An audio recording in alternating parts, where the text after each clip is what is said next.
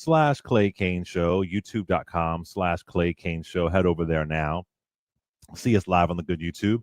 And if you are a new subscriber, what's up? My name is Clay Kane, and I have a show here on Sirius XM Urban View Channel 126. We air Monday through Friday, 12 p.m. to 3 p.m. We normally go live on Tuesdays and Thursdays. But if you want to hear more, you got to get that Sirius XM. And I'm here with my girl. She is the founder of Black Women View. She is also the creator of the Am I Tripping game, mitrippinggame.com. Order that game right now. And she also has her own show right here on Sirius XM Urban View, which is the Reecie Colbert Show that airs every Saturday at 2 p.m. Eastern Standard Time. My girl, Reecie Colbert. Reecie, what's up? Hey, New York Times bestseller. How you doing? I'm good. I'm good. We have so many new subscribers, so I'm just so happy to engage with y'all and see y'all. Make sure you hit that like button, and all that good stuff. Hit the like button and make it happen. All right. So can we do a little bit of a lighter topic? Is that okay? A little bit of a lighter topic. I know we have serious times going on. So Kamala Harris has been on her book tour. And she got kind of a little fiery debate going on. She was talking to a young man named Scott Evans. And she revealed something about how she prepares her chicken. You know, Kamala Harris is a really good cook. Yeah. And listen to this exchange about how she prepares her chicken. Listen to this. You don't need to wash your chicken. You don't need to wash your chicken. What? No, because all that bacteria will splash all over your sink.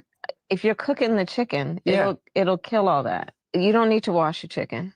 We're not talking about like with Dawn, with like dish soap. I mean like just a lemon and a lime. Well, you can, and it's fine. It won't hurt the chicken. It won't hurt you.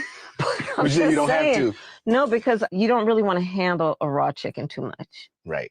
You don't want all that stuff like all over your counter and all over. Like you got to wash your hands with a lot of soap. You don't want that chicken water from a raw chicken all around your sink. Be careful with that. I'm just realizing that I'm taking this chore seriously, and I've also got to add an anchovy to the pizza. Like we already off to. Okay. Dang. Sounds good. Social media had a time with this. I wash my chicken. I soak my chicken in vinegar. And then also what I do is after you wash your chicken, you don't put the water on full blast, you know, because she's right. You don't want the bacteria to spread. You just rinse it lightly with some water after you've washed your chicken. And I don't eat beef or pork, so I eat a lot of chicken. But she getting some heat for this. I'm like, what's next? You don't use a washcloth? Like, what's next? I just Lord. I just said, what's next? Oh my gosh. Damn. So people were having a good time with that. I guess technically it is true. Yeah. But I soak my chicken in vinegar. I don't play. And sometimes baking soda. You know, it was just kind of a cat. Why you need to do all that? I don't play. I'm a hypochondriac. Well, what kind of chicken you make it don't taste like vinegar? No, you rinse it off. Okay. Vinegar so when you say soak, like you're not like it's not like marinating. You mean like you just douse it? No. I just like put it in a bowl, pour the vinegar on it, and let it sit for a certain amount of time. And you know, and like the person says here, a low water stream. So you know, you wash your chicken and you know soak it, and exactly. Soak it in some lemon or vinegar. Oh yeah. Okay. That's what's up. You don't do that, Reece? No, I don't. Now I've always washed chicken. Look, I don't cook.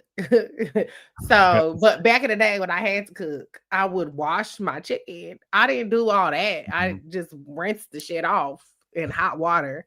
And then I went about my business. But I mean, you know, you do wash the sink after, like you don't just leave raw chicken, like you know, you clean up as you go. You spray. I got bleach. I go through bleach quickly.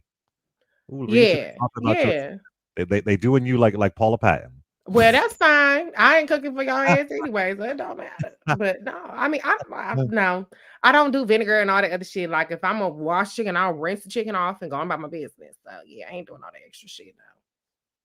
Yeah, it was just kind of funny. But I would just think that, I don't know. I mean, I'm not a foodologist. My husband is the one who cooks. He could burn. Okay. So that's why I don't cook, because he cooks everything better than me. And so You know, when he cook, I'm like, oh, I'm chowing down. And when I cook, he be like, Right. that's cool. And I'm like, well, shit, if I'm not gonna get enthusiasm, then we can go out to eat. Because I'd rather go out to eat anyway. But he could cook. Right. So I've been able to retire from cooking like that. So Yeah, you know, I like to cook. I could cook. I know what like I'm doing. to cook. So I definitely I could cook. I go for it. You know, I just thought it was kind of funny. I was like, Lord, the people they gonna have a freaking fit with this foolishness. Just kind of made me laugh, you know. But it's all technically they say it is accurate. You know, technically they say you should, but I it ain't gonna hurt it. I do it, and you just kind of gotta clean it up. So yeah, I just thought that was kind of funny. Lord have mercy, Lord. Can you hear me? Because my little oh, you came in and out. You back? Can you hear me? Here, I can hear you. Yeah. All right, my little camera messing up. Hold on, I'm trying to fix it. Hold on. Okay. All right. Fix your camera. But you could still hear me, right? I can hear you. Yeah. Okay. All right. So did want to hold on one second. Bring this up for a minute. Okay, come on. I need this little filter to kick in. It's on me dirty. Like I'm just looking real. I'm exposed. Where is my okay? Come on, filter kick in. The fuck. Oh yeah. Everybody else calling me how good I look, and I just look busted. But anyways, y'all can stop telling me to wash my chicken because I don't cook. Y'all missed that part. Y'all just skipped over the part where I said I don't cook anymore. So it don't matter. So Ta-Nehisi Coates, he did a sit down with Ezra Klein, and it was a long interview. There was some, you know, they had some differences as far as how they viewed the Charlie Kirk tragedy, and he said something really interesting that stood out to me, talking about where white Americans are today. Listen to this. Listen, I have a friend, and I'm not going to out him. He's a mutual friend of ours who always says, this is the best set of white folks we have ever had in the entire history of Black America. This is the most woke. This is the least racist. This is the most aware group that we have had. You know what I mean? Like for us, and for those of us who ground ourselves in a larger tradition, this is not close. Like this is a, you know, remarkable time. You know, in terms of our freedom, you know, as writers and journalists to speak to people in terms of the amount of people who are empowered and have some amount of privilege and could just look away and are not looking away. So that's what his friend was saying, and that's what he's saying. He was saying that, but I think he agreed. No, I'm sorry, his friend was saying that, but he obviously agreed. And he's there with Ezra Klein. But I agree. I mean, I don't want to go back to the white folks of Reconstruction. I don't want to go back to the white folks of the 1980s, even the 1990s. Right. And maybe that's why there is so much upheaval. Maybe that's why there is so much attempt for erasure, because they don't want to have that really young, smart dude, Adam Mockler, on CNN dragging his older white brethren.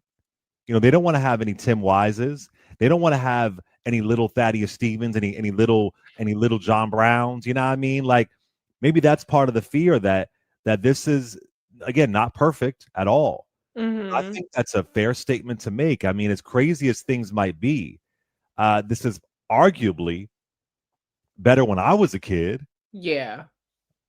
Much better than I was a kid. I mean, I can recall Bill Clinton on national television laying into to what's her name, Sister Soldier, you know, laying into her. I mean, you know, I thought it was a really good point just to kind of give us a little bit of levity and a little bit of hope. Yeah. That hey, I don't want to go back to the 1960s, 1970s. No, hell no. Yeah. Young people still around anyway. Half of the people still around. If there's that too. But I thought it was an interesting point. What were your thoughts on that, Reecie? I mean, I can see that. Like I was surprised with some of the responses to the Charlie Kirk situation. So I was like, okay, it's some cool, look, we ain't doing half bad, So I think that, when you think about, there's so much put on MAGA and white MAGA, but there's a lot of non-MAGA white people. Like, absolutely. Kamala got what, 40-something% of the white vote. That's a lot of white people that ain't on board with this. Now they ain't all ready to go out with muskets and shit and do a civil war on to protect abortion rights and to protect civil rights. But we ain't got no problems with them so much. You know what I'm saying? Like, yeah, now everybody woke and they feel too comfortable with MAGA and racism and all that shit. But at the end of the day, the votes that they're cast, I ain't got a problem with it, with tens of millions of white people. So yeah, I mean, look, at the end of the day, I don't think that it's a volume thing in terms of who the volume. You don't have white people that see the humanity in other people, white people that are people of conscience. I don't think that there's a low volume. I think there's tens of millions of people like that in this country. The problem is the MAGA side is punching way above their weight class. Like, they have the power. The institutions have been, they have a hold on it. If you look at these Republican trifectas, that kind of white folk that got that Republican trifecta, that's not going to work for us. This Republican trifecta that we have in the federal government, them kind of white folks, that ain't gonna work for us. You don't have a Mitt Romney walking in the Black Lives Matter rally just to go and vote against the George Floyd. Like, they are just virulent racists. Like, that's the problem, that they're more vocal and they're more powerful, and so that is what gets that's what gets the attention. The same way that on our side, the ones that do the worst shit get all the attention too. So right. I ain't got a problem with that, but I don't know if do they get a cookie for that? No, I don't give them a cookie. That's what you're supposed to do. Yeah, that's what you're supposed to do. Yeah. No, I agree. So let me say this. Yesterday, a self-proclaimed millionaire called into the show. I see one of the comments about it. No, he said he made like $2 million. I forgot how he said it. He's a regular caller. I like him a lot. And I said, well, how come, you got all this money? You can't donate some tickets to Beyond the Mic? So he actually did. He ordered 6 tickets for Beyond the Mic in Houston, Texas on October 11th. So thank you for that, brother. I sent him a thank you email. And somebody else asked, if you want to order tickets for Beyond the Mic so we can invite some young people or whatever the case may be, go to clayandreecelive.eventbrite.com, clayandreecelive.eventbrite.com, and get your tickets for Beyond the Mic in Houston, Texas. If you want to donate, it allows you to put a comment in your order and just put donate down there. And you can easily that's a good donate. idea. Now, if you want to come to Beyond the Mic, it's fire, it's joy, it's all that good stuff. October 11th in Houston, Texas, 3 days before Reecie Colbert's birthday. And we're doing something special. We are going to give all the single people a purple wristband. Reecie, I forgot to tell you this. I've gotten so many demands. People are asking us to get another wristband for the LGBT folks. Okay. It's too confusing. We can do that. Yeah. That's a good Okay, idea. we're gonna. I meant to ask you this. So we'll do purple for the straight folks, and what other wristband for the gay folks? I'm sure I can find a rainbow one. No, don't do rainbow. No rainbow. No rainbow. Yellow. We'll do like red or something. I don't know. I will figure it out. Green. No. Okay. No. The main ones are green. Okay, we'll figure it out. We'll have a separate one for the straight. Maybe blue. Is blue close enough to purple? Where blue is good. Let's do that. We'll do blue. Purple for the. Okay, so we're gonna order more wristbands. So we're gonna have a love match. It's gonna be love connection. So purple for the straight folks and blue for the gay folks. And we'll see what we could do. So we're gonna do some single, all that good stuff. But you have to opt in. It's not going. Nobody's gonna ask you. Forced. Yeah, you got to we'll ask. have it right there. Yeah, you can make it discreet.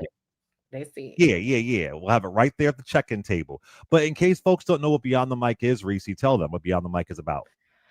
Beyond the Mic is our very, very fun interactive live show with Clay and I, and we have a Q&A. We have 2 Q&As. Clay does one round out in the audience. I do another round out in the audience. This tour, that's different from the last 2 tours.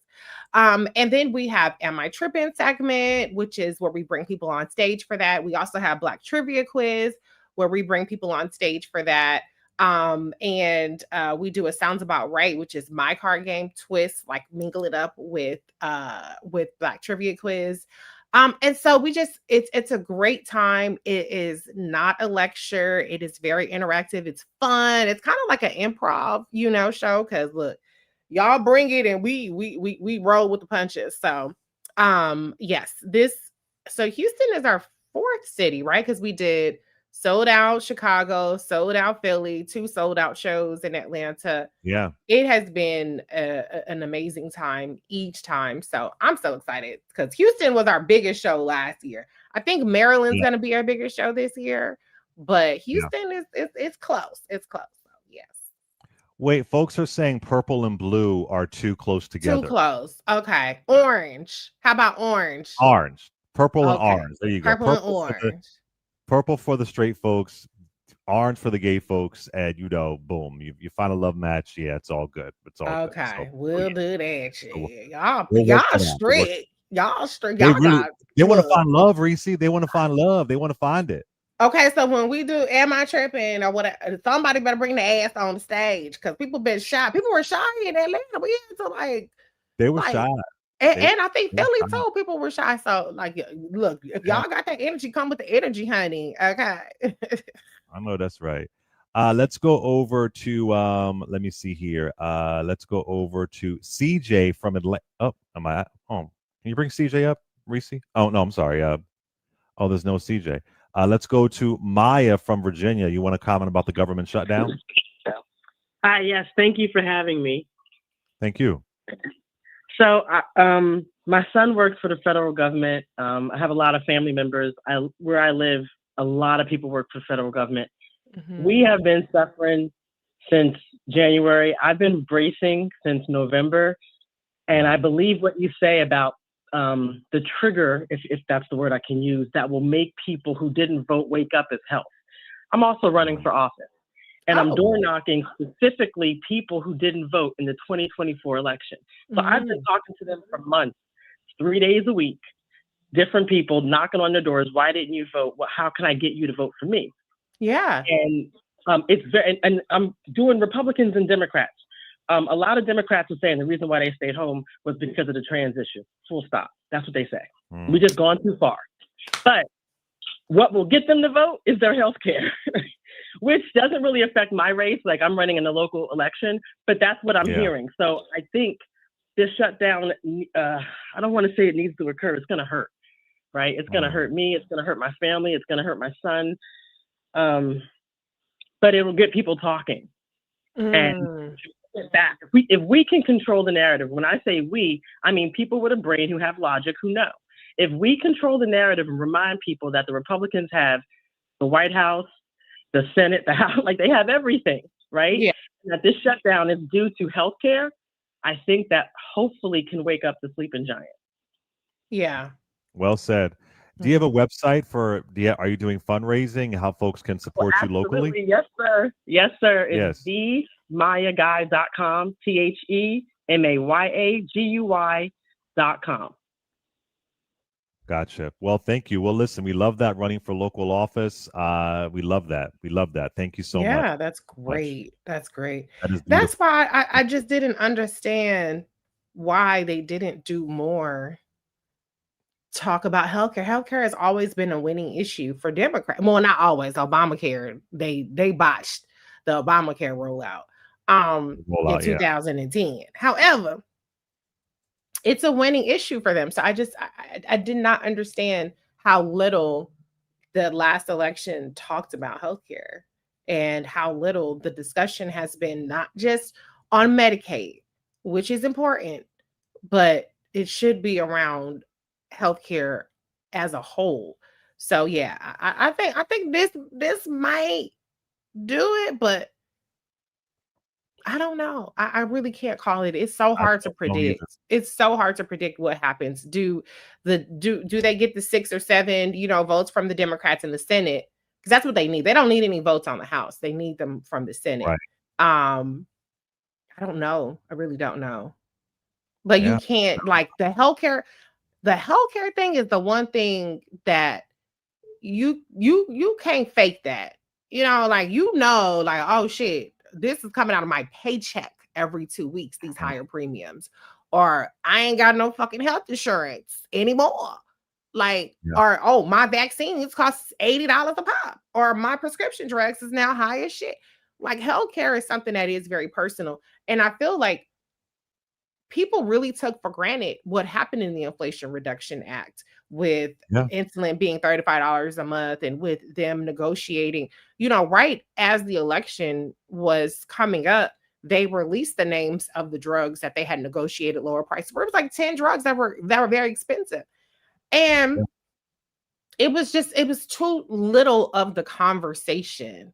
So, I did see that VP has said that, she should have focused more on bread and butter issues, which I did say, talk about these grocery prices. I know you said it didn't make a difference, but I'm just saying what she said. But I don't know if anybody on the Democratic side has really grasped how much they should have talked about healthcare then. And they're doing it now, but I still don't know that they have really reached the masses in the way that they need to, because they still talk in terms of specific programs. And when people hear programs that they're not a part of, they check out. Immediately they check out. Yeah. It's very interesting. Let's go over to Kim from Pennsylvania. What's up, Kim? You have a confession to make? First time caller? Yes.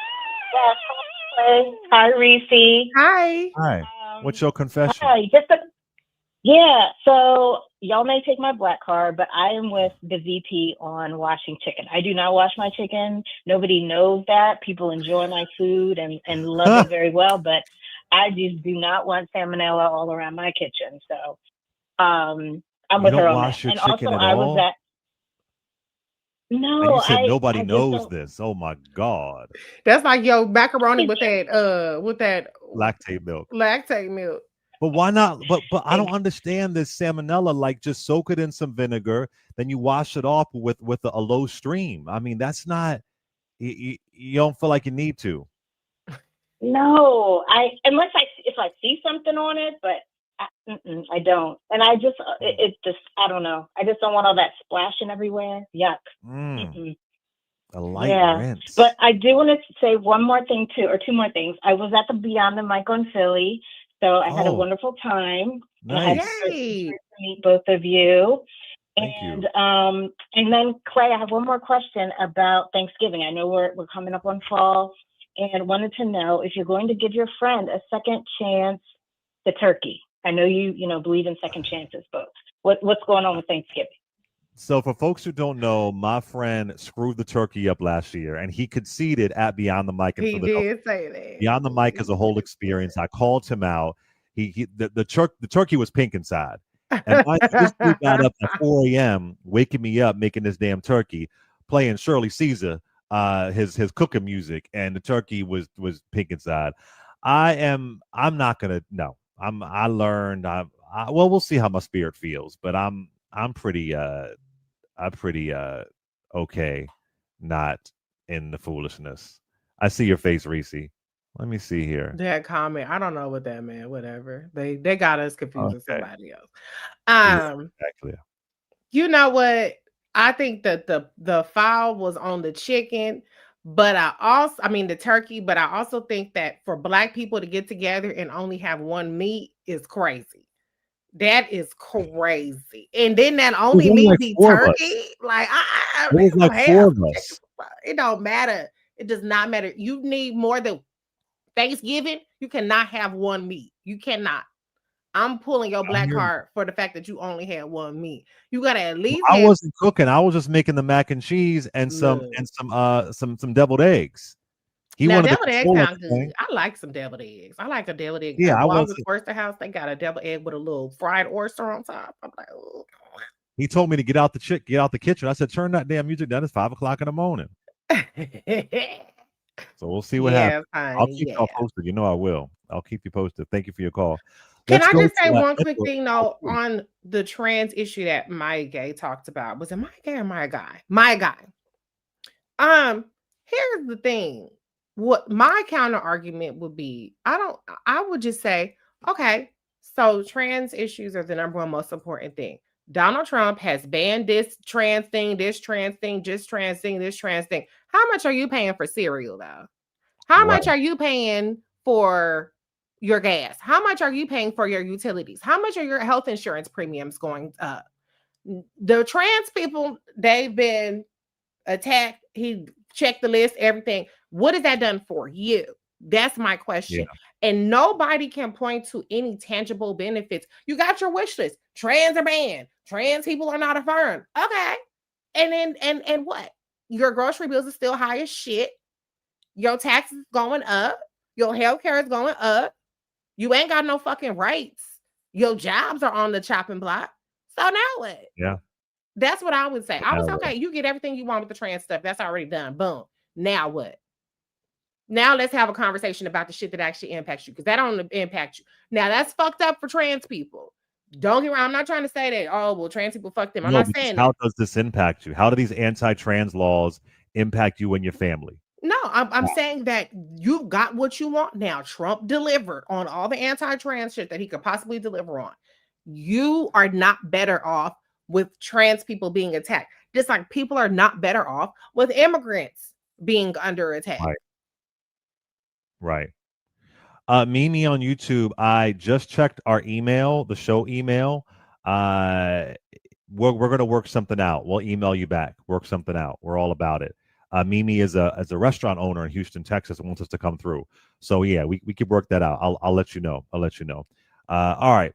Houston again, Beyond the Mic, Clay and Reecie live, .eventbrite.com. Let's go over to Edward. I'm sorry, brother. What's your comment, Edward, from North Carolina? Hey, what's going on, Clay? What's up, Reecie? Hi. Hey, I got a few things. I'm gonna go through them real quick though. First of all, I want to say, Reecie, you sound real good on the radio, but you remind me of Shalika, Regina King playing Shalika from Boys in the Hood. Every time I hear you talking, I think about her when you're talking. But I love it though. I love it. You sound look, real I ain't got a problem with that. Hey, look, people call me ghetto, all kind of stuff. I'm like, and so I'm happy with that. It's all good. I had a suggestion. Y'all talking about the colors for the wristbands or whatever. Since love is around Valentine's Day, and the colors around Valentine's Day is red, why don't you use red for the straight people and the pride colors for the gay people? Look, we done already established the colors. The colors are purple and orange. We're not relitigating. Orange. Okay. I'm not really a rainbow kind of dude. I don't. See, Clay don't like to fly that flag, Chad. He's like, I don't like rainbow. I'm not going to get into the whole political issues of that flag, but that's for another platform. But I'm not a. We got purple and orange. Yeah, we got purple and orange. But that's very nice and considerate and inclusive of Edward. Yeah. Because I had said the pride thing first, and then Clay said, So I said, okay. No, we've been through all that conversation. Get somebody else to do it. No, we're just gonna do purple and orange. Purple and orange. That's it. That's very nice, Edward, trying to find a way to be. Yeah. All that good stuff. I appreciate Edward on that. Go ahead, brother Edward. Go ahead. I try to do what I can do when I can do it. But anyway, hey, is Burn Down Master House gonna be an audio video? Because I'm at work a lot, and the only time I do read is like I'm doing a long road trip, and I'm sharing the driving with somebody. That's when I read. But other than that, while I'm at work, I throw in my Bluetooth and I listen to it like that. So is it gonna be audio? Brother, thank you for that. Burn Down Master's House, it will be audio as well.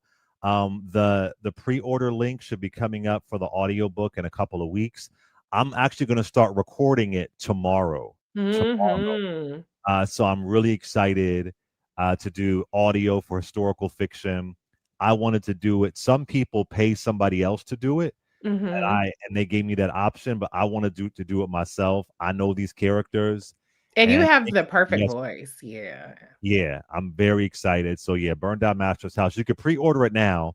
Barnes and Noble, Amazon, strandbooks.com. They still have a few more left for the pre-orders for a signed copy. They're an amazing independent bookseller in New York, and they'll mail it out to you wherever you are in the domestic United States. But I'm excited. Yes, I will be reading it, and I'm going to start doing it tomorrow from 4 to 7. I'm going to be recording in a beautiful studio. I might take some video of it as well. But You should. yeah, Yes. I'm going to be in there. I've been practicing. I've been practicing like crazy. Yeah, because I want to get everything right. The audio for the Grift was amazing, but reading some of them quotes from the 19th century, I was like, oh, I got to take my time and read this. They spoke so different back then. But this language is so nuanced, and it's not stereotypical hyper enslaved language you'd see from some other people. So it's really beautiful linguistically. So yeah, brother, I'll be doing it, and I can't wait. I'm so excited. You're right, Diamond. Authors reading their own work always hits different. Yeah, I know these characters. These characters have been in my soul. So yeah, absolutely. Thank you, Edward, brother. I appreciate you, man. Oh yeah, man. And to the lady that answered the phone, I just want to tell her that wasn't directed towards her. I told her I was on the phone. I thought I hung up, and I was like, "Oh, she hung up on me, man. What the fuck?" But I was talking about my phone. I wasn't talking about her, so it wasn't anything toward her. So I apologize. Oh no, Edward, you fam. You've called him before. I remember you. You fam. It's all good, brother. I appreciate you. I appreciate you, man. Appreciate you so much. Thank you, call. Thank you. B Dizzle says, "Thank you for your call, brother. People are willing to trade their best interests for culture war. It is unbelievably stupid." LBJ said it best. People are emptying pockets to look down or feel above others. Such a great point, Reecie, because we've talked about this. That the otherism has impacted our community as well. Yeah. It's not just, poor white folks falling for it, whether it's Bacon's Rebellion, which is, I think 1677, 1676, whether it's post-Reconstruction, that all these black folks are incompetent in their mind, whether it's the Civil Rights Movement, redlining, welfare queen, Willie Horton ad. Now you got some people in our own community, trans. All these immigrants have been snatched up, right? All these immigrants have been snatched up, Reecie Colbert. Yeah. We're seeing it constantly. They're deporting people out of the country and so on. But I kept on hearing that immigrants were taking away our jobs. Well, then why the fuck is the unemployment rate going up? If all these immigrants were taking our jobs, meaning black jobs, remember that? Black jobs? Yep. Well, then why have we had over 300,000 black women lose their black jobs? I want to understand.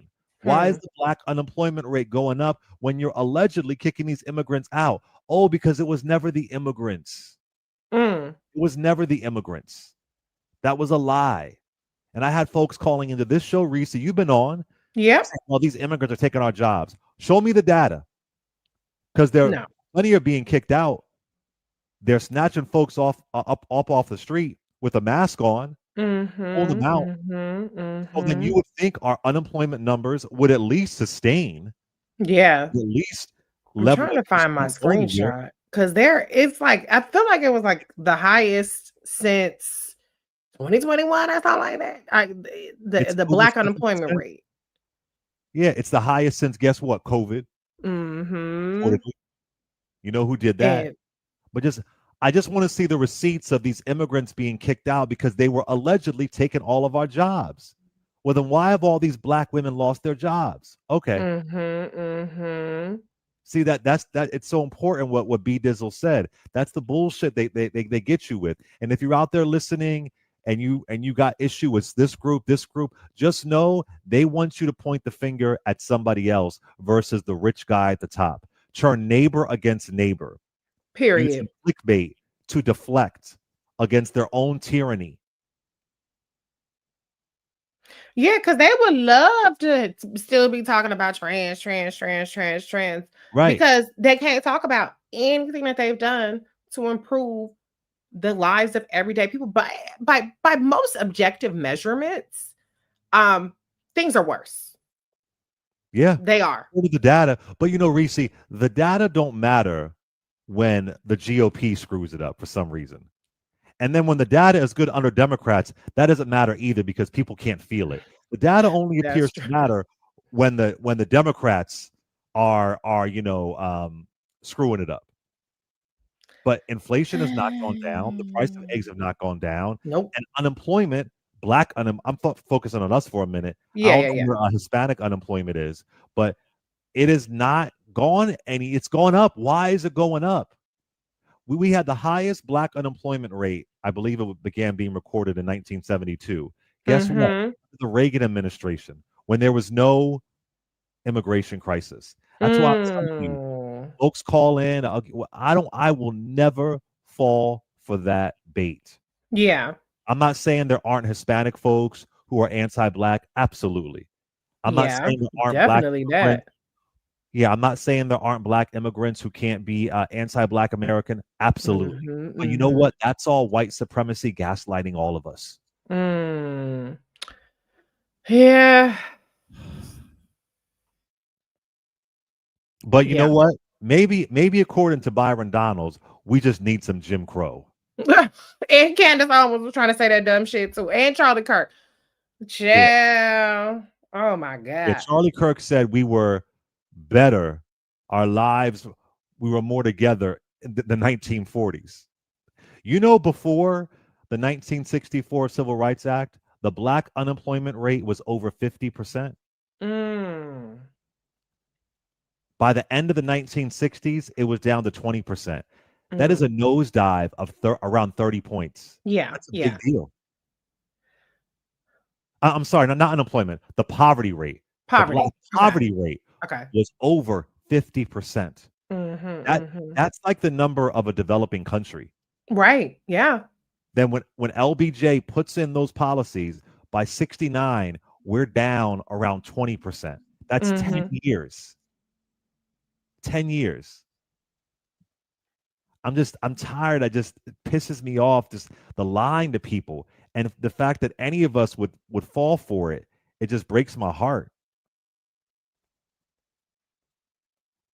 Yeah, it's unfortunate, but they also did. I mean, I will say they did turn this somewhat into an economic argument because it was a little bit later where I discovered that JD Vance was trying to say that housing prices are so high because of immigration. And I was like, huh? What? Yeah, he was saying that in the election last time. And it was like, well, it's actually this algorithmic pricing. It's these Wall Street investors buying up single family homes and then renting it out. Like, that's really what is causing the housing prices to be high, not immigrants. But they, they know how to come up with something that sounds about right to people who are not really sounds about right. That's my game. Sounds about right. Sounds about right. It's over here. That's enough. Well, it's because of immigration. That's the reason why your housing prices are so bad. Sounds about right. But it's to your point earlier about how we've been othered. Okay, it sounds right. It's the Black people, that are killing people. The Black people that's on welfare. The Black people that's on 50% of the crimes are committed by Black people. That's fucking stupid. That's just physically impossible because we aren't in 50% of the country. So, if things ring true to people, it's more plausible for them and it's easier for them to accept. And it's a lot easier to accept than, this procedural rule in the Senate is why you don't have X, Y, and Z. That is like, what procedure? How many thresholds? Never mind. They just say, okay, it didn't happen. So I think that they get that if they attach something like trans, like for white people, racist white people, not all white people, Black people, or whatever situation may be, then they're going to get a lot of mileage.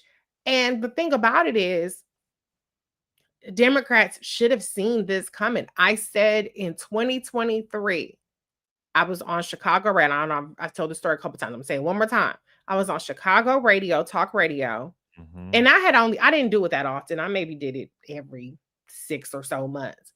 Trans immigrants. These are Black people So calling kept you up at night. You did. And I was like, I immediately went to her and I said, oh, child, oh my God, we got some work to do, because that's all I heard. And this was in 2023. So it wasn't like this popped up. I mean, yes, the trans, there for they, them, that ad was extraordinarily effective, that they delusionally didn't think was going to do anything.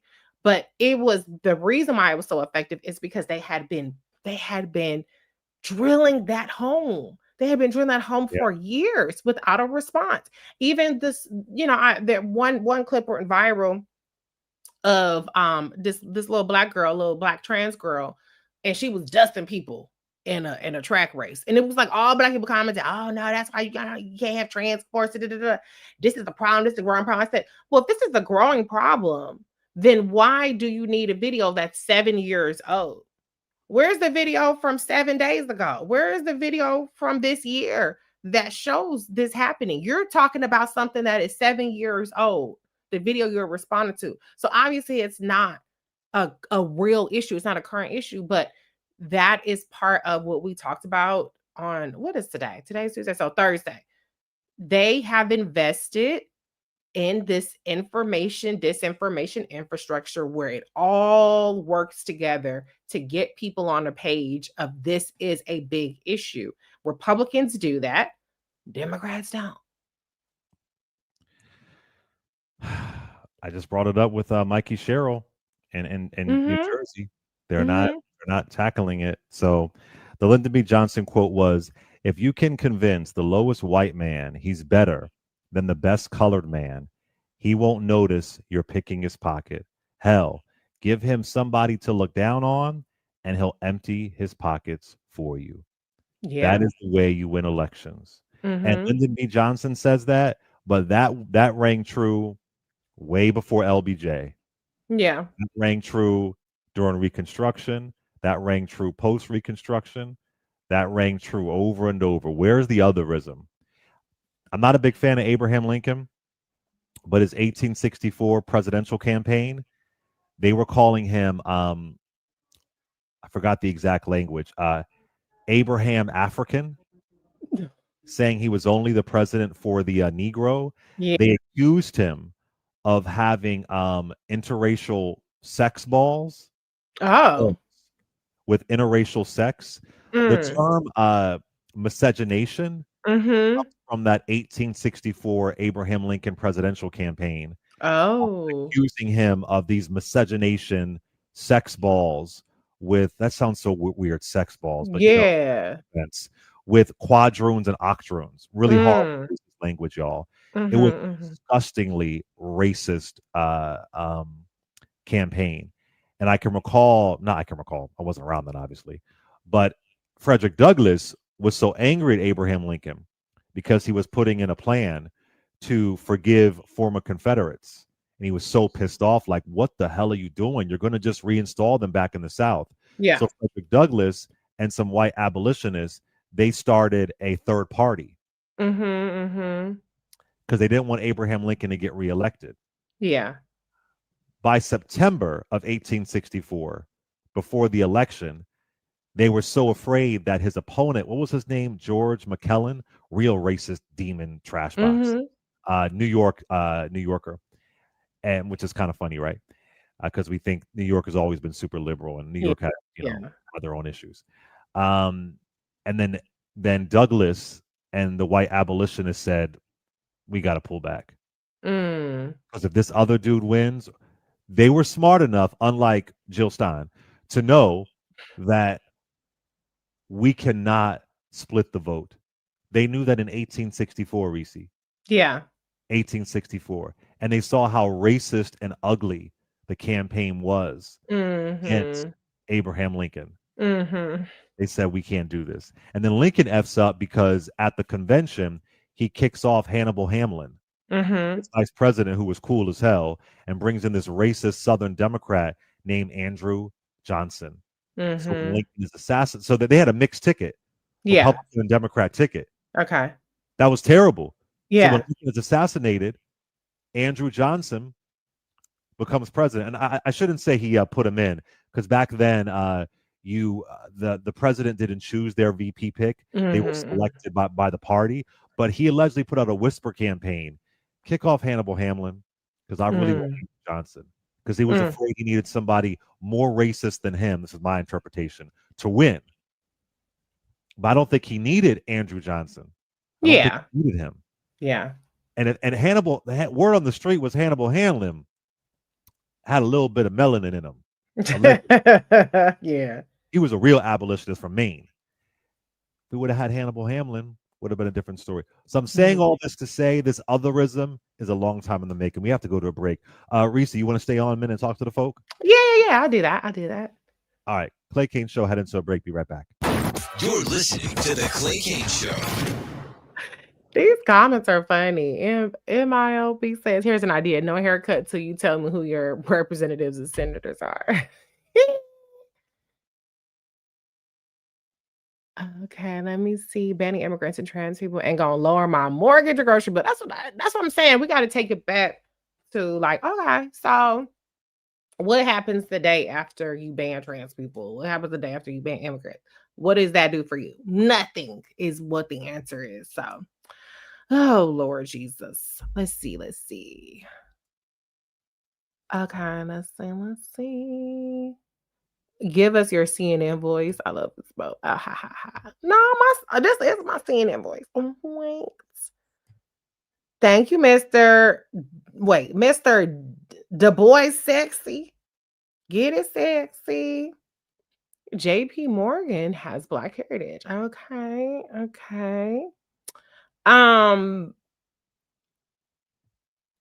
Natrami says, if only Schumer and Jeffries can discover a backbone, have an opportunity to lessen the harm being done, shut it down. Let me see. Shut down only help the country in the long run. I'm really interested to see what happens. I'm not convinced that the shutdown will help the country. I'm really, really not, because they are salivating at this, because they could easily let me explain. $35 billion is not a lot of money to concede to the Democrats for these ACA exchanges. And so the fact that they're willing to shut it down over that tells me that they have a more sinister plan that this shutdown will allow. Mass firings, grabbing more executive power, grabbing more power over the purse. And so that's what I'm thinking. So be careful what you wish for.